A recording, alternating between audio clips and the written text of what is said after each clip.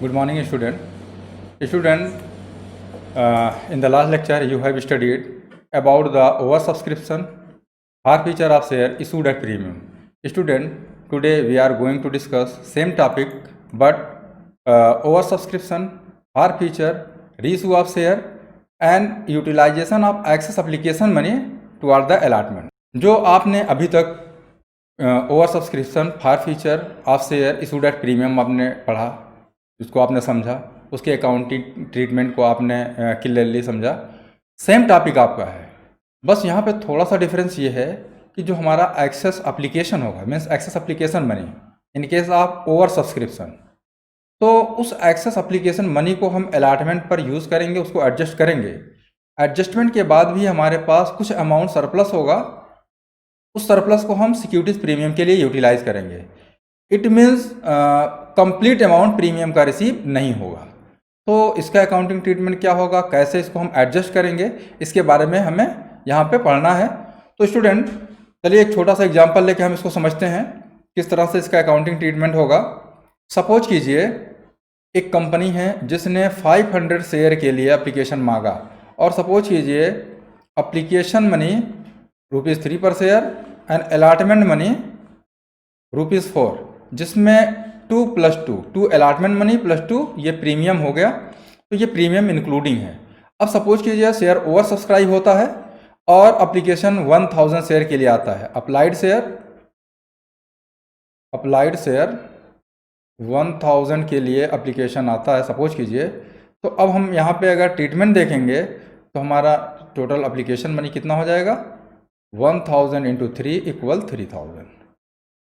अब क्या करेंगे, एप्लीकेशन पर जो पैसा हमें ट्रांसफ़र करना है उसको हम कैपिटल में ट्रांसफ़र कर देंगे। तो शेयर कैपिटल में अगर हम ट्रांसफ़र करते हैं तो 500 × 3, क्योंकि हमने एप्लीकेशन मांगा था 500 के लिए, तो ये हो गया 1500। अभी हमारे पास बचा हुआ है 1500, जिसको हम अलॉटमेंट पर ट्रांसफ़र करेंगे। लेकिन यहाँ पे एक इशू और है कि हमारा जो अलॉटमेंट मनी है, प्रीमियम को अभी आप छोड़ दीजिए अगर, तो आप देखेंगे अलॉटमेंट मनी 500 शेयर का ₹2 के हिसाब से हो गया 1000। अभी भी हमारे पास एक्सेस 500 बचा हुआ है, ये 500 ट्रांसफ़र हो जाएगा प्रीमियम में, जबकि एक्चुअल प्रीमियम कितना है, securities premium reserve. Securities premium भी हमारा हो रहा है 500 × 2, ये हो रहा है एक्चुअल में 1000।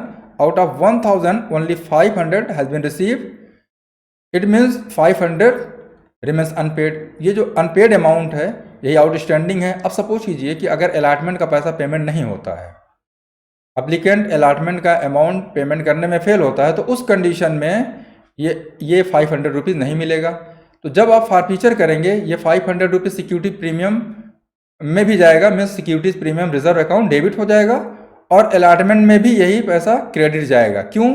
क्योंकि यही प्रीमियम का अमाउंट आउटस्टैंडिंग है, रेस्ट अमाउंट रिसीव हो चुका है। तो चलिए इसी को क्वेश्चन में इंप्लीमेंट करते हैं। Khushboo limited issued for public subscription 50,000 equity share of ₹10 each at a premium of 30% payable as under ₹4 on application, ₹5 on allotment including premium. तो अब ये इंक्लूडिंग प्रीमियम है, तो देखिए यहाँ पे कितना हो जाएगा, 2 + 3, क्योंकि 30% यहाँ पे प्रीमियम की बात की गई है। तो ₹10 का 30% ₹3 होता है, और on first and final call ₹4। तो अगर आप देखेंगे कॉल्स का टोटल पैसा 4 एप्लीकेशन हो गया, 2 अलॉटमेंट हो गया, और 4 आपका कॉल्स पर हो गया, ये ₹10 बैलेंस हो गए। यहाँ पे application were receive for 1 lakh share, allotment was made pro rata to the applicant for 80,000 share, the remaining application being refused, money overpaid on application was utilised towards sum due on allotment, Chatterjee, to whom 1000 shares were allotted, failed to pay the allotment and call money, and the shares were subsequently forfeited. Half of the forfeited shares were reissued. तो यहाँ पे देखिए एक category क्या बनी, 1 लाख तो हमारा applied share हो गया, जिसमें हम 20,000 को रिफ्यूज़ कर दे रहे हैं। तो हमारे पास नंबर ऑफ शेयर बचेंगे 80,000, जिसने 80,000 के लिए अप्लाई किया है ये अप्लाइड शेयर हो जाएगा, और हम इस पे अलॉटमेंट कितने का कर रहे हैं, 50,000 का, ये हमारा अलॉटेड शेयर हो जाएगा। अलॉटेड शेयर, तो ये अलॉटेड शेयर हो गए। दूसरी चीज़, जब हम रीइशू करेंगे तो 1000 हमारा फॉरफिटेड है, इसका हम हाफ रीइशू कर रहे हैं, तो ये 500 शेयर हम रीइशू करेंगे, तो ये हो जाएगा 500 शेयर। ओके, अब हमारा वर्क क्या होगा? सबसे पहला वर्क एंट्री पास करना एप्लीकेशन मनी रिसीव करने के लिए। तो यहाँ पे एंट्री होगी bank account debit to share application account. आपने एप्लीकेशन मांगा था 50,000 के लिए, एप्लीकेशन आया 1 लाख के लिए, ओवर सब्सक्राइब हुआ, मल्टीप्लाइड बाई 4 एप्लीकेशन मनी, क्योंकि 4 रुपीज़ है, तो ये हो गया आपका टोटल 4 लाख शेयर एप्लीकेशन।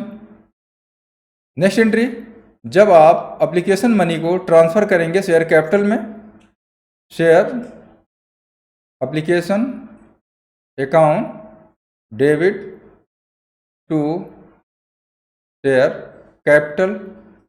अब देखिए शेयर कैपिटल में हम ले जाएंगे सिर्फ 50,000 का, 50,000 का 4 रुपीज़ मीन्स 2 लाख। अब जो रिमेनिंग 50,000 है, इसमें से 30,000 का कॉल्स इन एडवांस अलॉटमेंट पर चला जाएगा और 20,000 का बैंक से वापस हो जाएगा टू शेयर अलॉटमेंट अकाउंट। ये 30,000 का 4 रुपीज़, ये 1,20,000 टू टू बैंक। ये 20,000 शेयर का 4 रुपीज़, ये वापस हो गया 80,000। तो ये एप्लीकेशन मनी का फुल यूटिलाइजेशन हुआ। अब आपका वर्क है अलॉटमेंट ड्यू का, शेयर अलॉटमेंट अकाउंट डेबिट। अब देखिए अलॉटमेंट पे प्रीमियम भी है और शेयर कैपिटल भी है। Share capital account to securities premium reserve account. तो ये आपका हो गया 50,000 का 2 रुपीज़, और ये आपका प्रीमियम हो गया 50,000 का 3 रुपीज़, ये हो गया 1 लाख, और ये आपका हो गया 1,50,000, टोटल 2,50,000। ये अलॉटमेंट ड्यू है। रेस्ट ट्रीटमेंट वही जो अभी तक आप करते आए हैं, क्योंकि यहाँ पे फुल अमाउंट रिसीव नहीं हो रहा है। क्वेश्चन के अकॉर्डिंग आप कंडीशन अगेन देखिए, यहाँ पे मेंशन किया गया है Chatterjee to whom 1,000 share were allotted fail to pay the allotment and calls money. तो जाहिर सी बात है अगर चटर्जी ने पूरा पैसा नहीं दिया और एक्सेस एप्लीकेशन भी आया है तो वर्किंग नोट हमें कंप्लीट प्रीवियस क्वेश्चन की तरह ही करना है। यहाँ पे हमें सबसे पहले क्या निकालना है? चटर्जी का अप्लाइड शेयर, क्योंकि अलॉटेड शेयर दिया गया है, तो कैटेगरी हमारी इफ allotted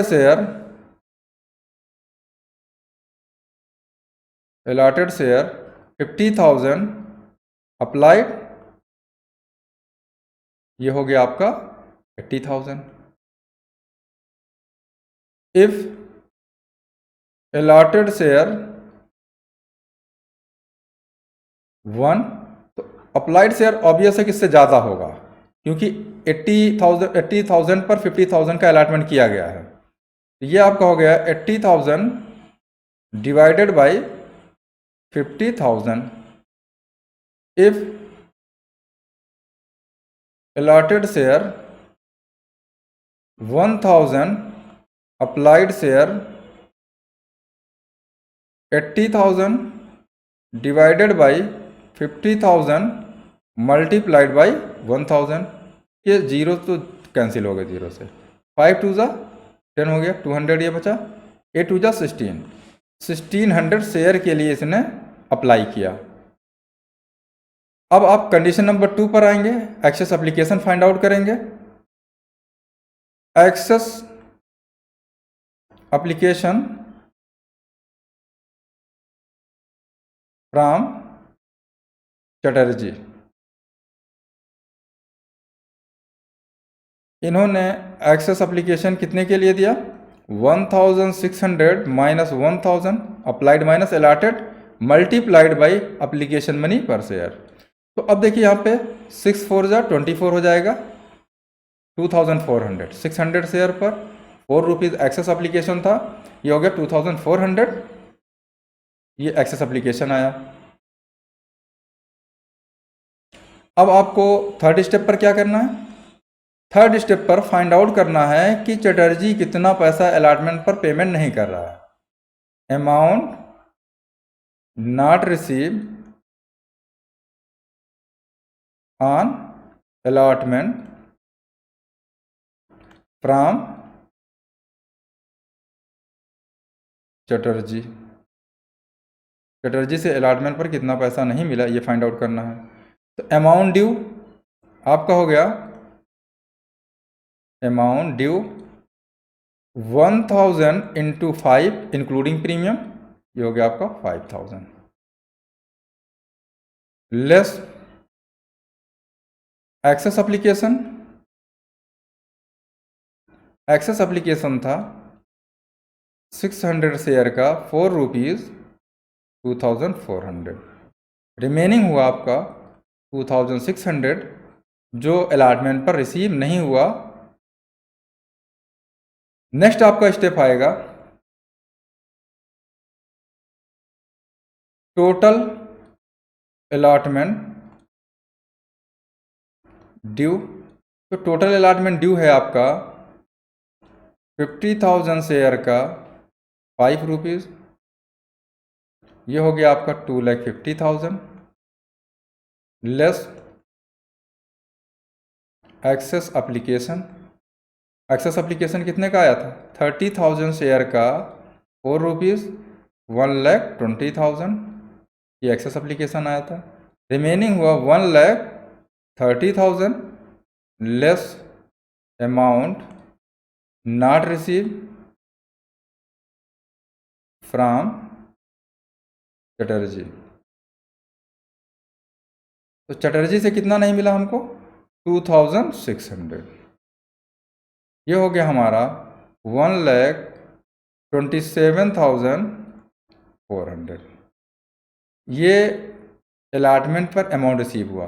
अब जब आप फॉरफीचर करेंगे तो 2,600, ये 2,600 फॉरफीचर में जाए, सॉरी अलॉटमेंट पर जाएगा और प्रीमियम में भी जाएगा, और बैंक में रिसिप्ट जो जाएगा 1,27,400 रुपीज़, ये आपका ट्रांसफ़र हो जाएगा। एंट्री आपकी होगी bank account debit to share allotment. तो आपका टोटल अमाउंट आया 1,27,400, ये आपने अलॉटमेंट पर टोटल अमाउंट रिसीव किया। First call due share first and final call account debit to share capital. तो यहाँ पे भी ड्यू आपका है 50,000 शेयर का 4 रुपीज़ के हिसाब से 2 लाख,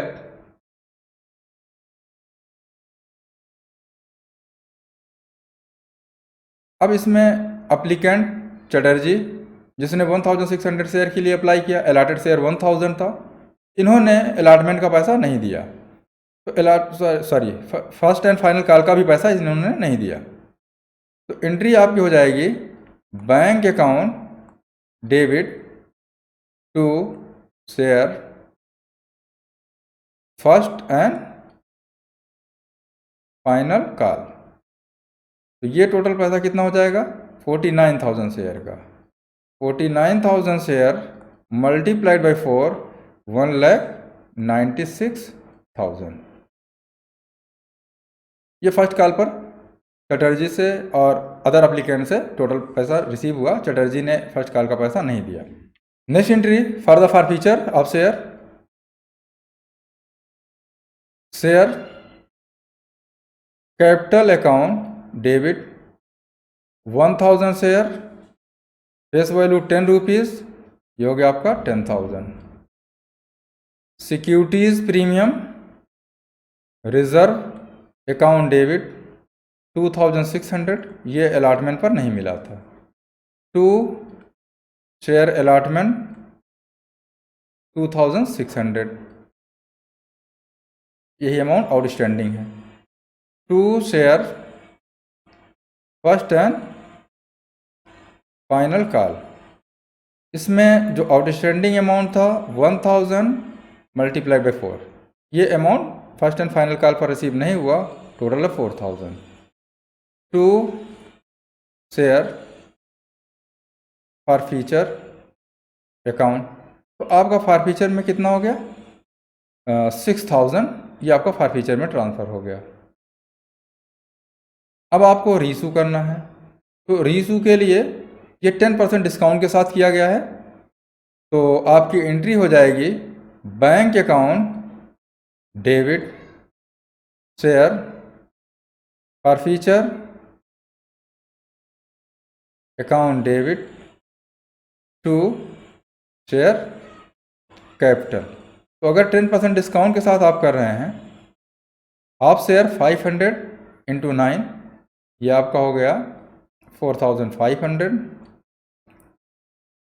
डिस्काउंट 500 इंटू 1, जिसको एडजस्ट किया आपने फॉर फ्यूचर से, टोटल अमाउंट हो गया आपका 5000। नेक्स्ट, फॉर फ्यूचर के बाद जो बचा हुआ बैलेंस है उसको कैपिटल रिजर्व में ट्रांसफ़र करने का ट्रीटमेंट, तो इसमें भी एडजस्टमेंट थोड़ा करके देखिए। आपने फॉरफिट किया profit on 1000 share, 1000 forfeited share equal 6000। आपने फॉरफिट किया 1000 जिस पे प्रॉफिट आपको मिला 6000, तो profit on 500 forfeited share equal 6000 divided by 1000 multiplied by 500, तो ये आपका हो गया 6, ये हो गया आपका टोटल 3000 प्रॉफिट हुआ, लेस लॉस ऑन रीइशू। आपका जो लॉस हुआ वो 500 का, रिमेनिंग अमाउंट 2500 ये आपका ट्रांसफ़र हो जाएगा, transfer to capital reserve. Entry आपकी हो जाएगी share for future account debit to capital reserve, ये आपका टोटल अमाउंट हुआ 2500। वर्किंग नोट पे एक नज़र और डालिए आप, यहाँ पे जो पॉइंट दिए हुए हैं, जो अमाउंट दिया हुआ है, इसमें कंफ्यूज होने की ज़रूरत नहीं है। आपका अलॉटमेंट 2 रुपीज़ ड्यू था, 500 शेयर पर अलॉटमेंट ड्यू था 2 रुपीज़, ये हो जाएगा आपका टोटल 1000, सॉरी 1000 पर था, 1000 पर ये 2000 रुपीज़, जबकि हमारे पास एक्सेस एप्लीकेशन था 2600, तो 600 हमारा प्रीमियम में एडजस्ट हुआ है, इसलिए कंप्लीट प्रीमियम को हम ट्रीट नहीं कर रहे हैं। तो यहाँ पे हमेशा ये बात ध्यान में होनी चाहिए, ये अलॉटमेंट का पैसा मिला था प्लस 600 प्रीमियम का पैसा मिला था, अलॉटमेंट प्लस प्रीमियम, तो इसमें कंफ्यूज होने की ज़रूरत किसी तरीके से नहीं है। सारी चीज़ें प्रीवियस क्वेश्चन की तरह से हैं, अकाउंटिंग ट्रीटमेंट भी सेम है। स्टूडेंट, ये 2 क्वेश्चन MCQ के और 1 क्वेश्चन आपका long answer type question homework के लिए है, इसको आप सॉल्व करेंगे। अगर कोई प्रॉब्लम होती तो आप डिस्कस करेंगे। Thank you.